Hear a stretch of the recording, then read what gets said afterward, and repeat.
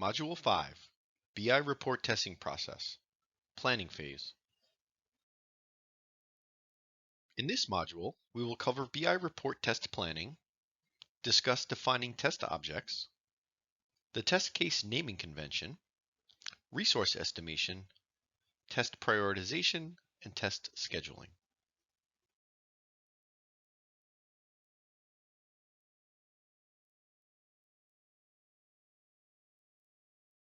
Test planning serves as the blueprint for how testing activities will be conducted, ensuring that the testing process is systematic, comprehensive, and aligned with report requirements and objectives. Some key objectives of test planning include ensuring coverage. Test planning aims to ensure comprehensive coverage of the BI report's functionalities, including data accuracy, interactivity, performance, and security. Defining scope. This includes which functionalities and components of the report will be tested and what will not be tested. A well-defined scope prevents scope creep during the testing phase. Resource allocation. Test planning identifies the resources required for testing, including personnel, tools, and infrastructure. Adequate resource allocation is crucial for efficient testing. Defining clear test objectives is foundational to the testing effort. It sets the boundaries for what will be tested, outlines the goals of testing, and ensures alignment with the intended purpose of the BI report. One of the primary objectives of BI report testing is to validate the accuracy of the data presented in the report. Testers aim to ensure that the information in the report is correct and consistent with the source data. Testing objectives also encompass the verification of report functionalities such as filtering, sorting, drill downs, and interactive elements. Testers check that these features work as expected. Performance objectives focus on assessing the report's responsiveness and scalability. Testers aim to determine whether the report loads within acceptable timeframes and handles varying data volumes. If the BI report deals with sensitive data, security objectives become critical. Testing ensures that access controls, data encryption, and other security measures are effective. Test case list is a structured document or record that outlines the individual test cases that need to be executed as part of a BI report testing process. With the documentation gathered in the assessment phase, you can create a comprehensive list of test cases. A test case list can encapsulate the following test types. For functional, it can include data validation and accuracy, filtering, sorting, drill down, interactive, and calculated field tests. For non-functional tests, these can include performance, security, and usability. BI report test case names, data validation, and accuracy. Test case naming conventions are important to keep organized. The following is a best practice example for test case naming for BI report test cases focused on accuracy and data validation. The first section should contain the source system name. The second section should be the BI report name. The third section can be the visualization name, followed by the fourth section, which is the test type. BI report test case names, functional tests. When testing other functional requirements that do not require data validation against a source system, you can modify the naming convention approach. The following is a best practice example for test case naming BI report test cases focused on filtering, sorting, or interactivity. The first section should be the report name, followed by the second section, which is the visualization name. Finally, the third section should be related to the testing type. Non-functional requirements may involve verifying specific visualizations for performance or security. The following is a best practice example for test case naming BI report test cases focused on load performance or security. The first section should contain the report name, followed by the second section, which has the visualization name, and then finally the third section, which indicates the test type. Estimating resources poses a significant challenge in the planning stages, as a multitude of variables come into play. Factors such as project schedule, schedule volatility, resource availability, documentation accessibility, and documentation volatility all contribute to the complexity of the estimation process. Some resource estimation pre-tasks include developing a complete list of test cases, determining the number of resources available for testing, as well as determining the approximate schedule. Resource estimation tasks include determining the time frame required for test case authoring, as well as determining the time frame for test case execution, defect resolution, and analysis. First, determine the time frame required for test case authoring, and then estimate the time for various tests. In general, the recommendation is to categorize the tests into 3 levels of complexity. Low complexity tests may include things like formatting or sorting verifications. Medium complexity tests may include data validation tests that deal with direct mappings or simple transformations.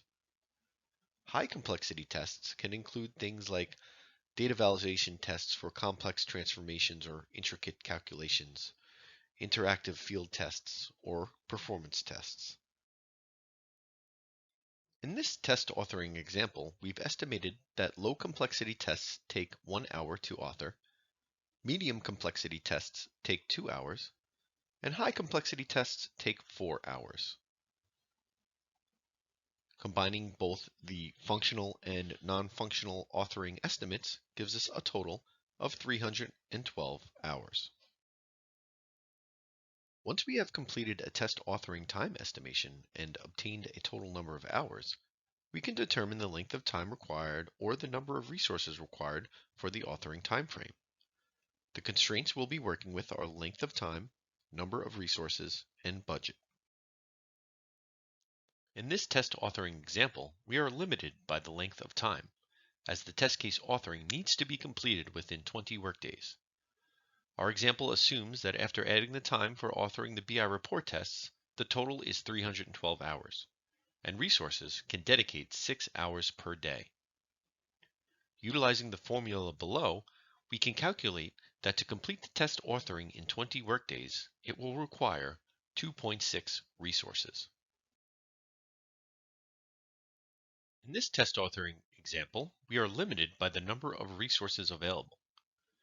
The test case authoring needs to be completed with 2 resources. The example assumes, again, 312 total hours for test authoring, and resources can dedicate 6 hours per day. By utilizing the formula below, we can calculate that with 2 resources, it will take us 26 working days to complete the test authoring. In this example, we are limited by budget. The example assumes 312 total hours for test authoring, and that resources can again dedicate 6 hours per day, and the cost for each resource is $50 an hour. By multiplying the total test authoring time by the cost of resources per hour, that gives us a budget cost of $15,600.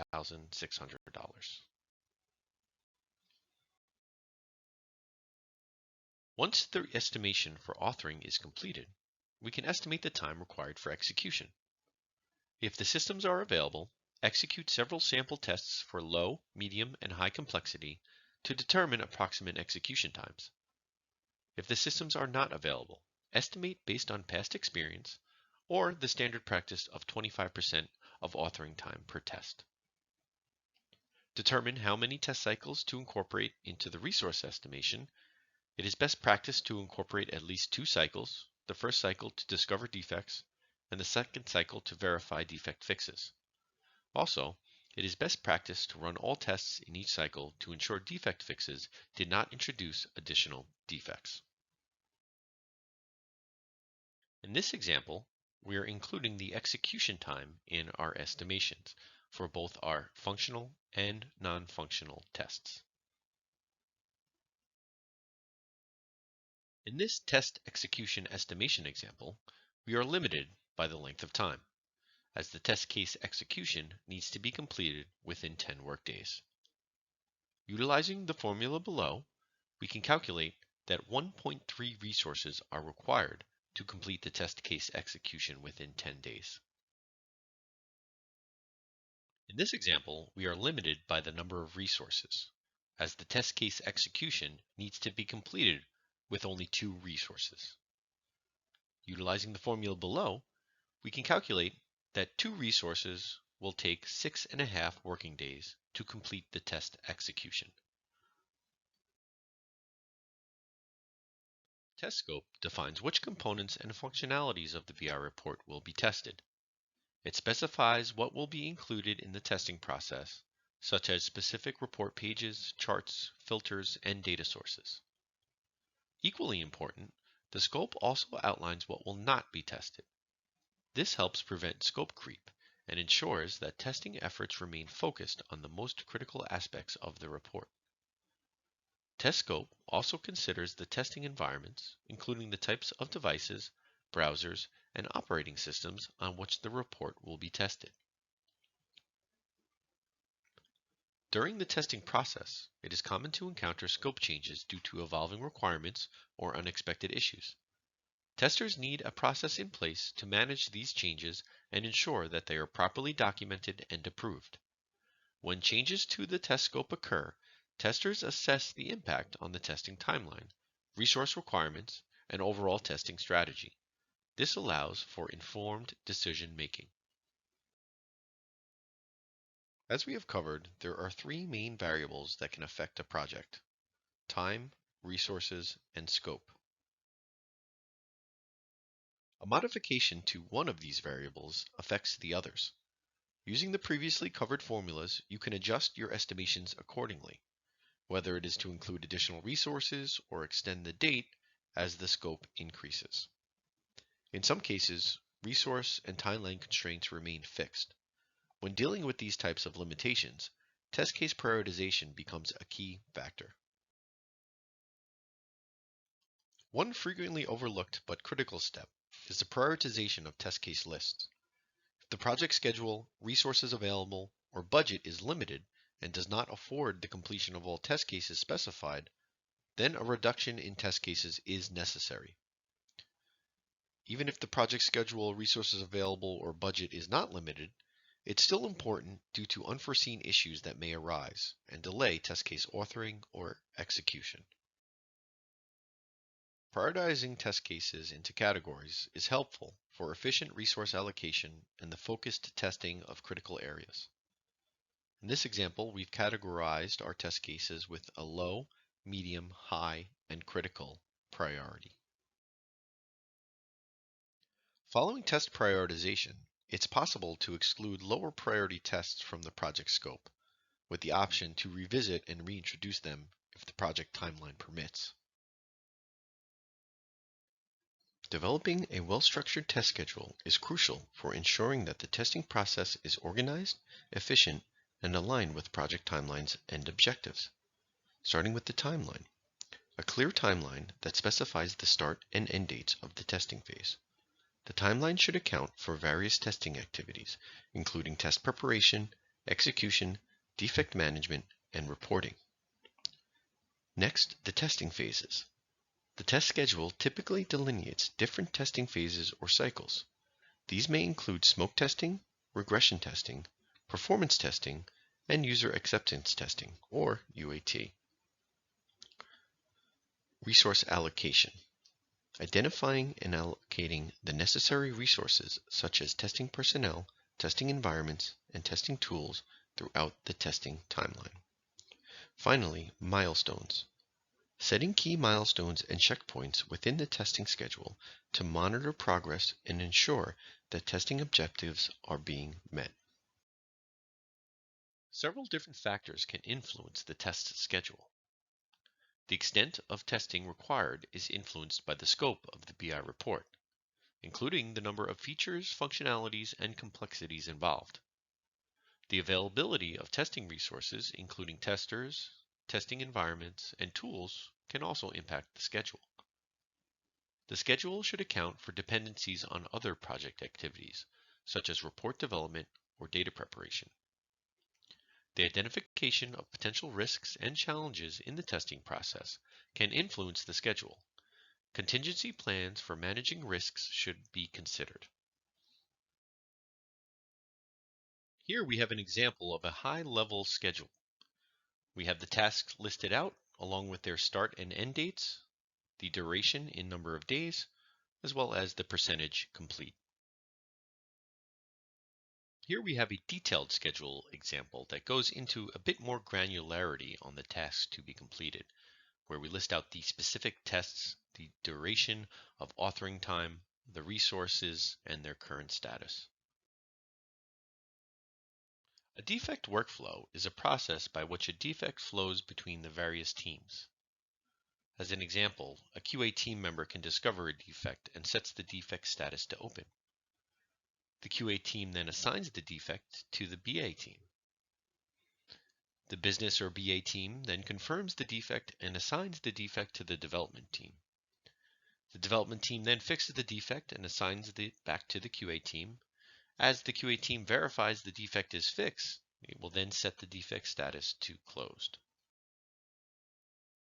Here we have a visual representation of a sample defect workflow.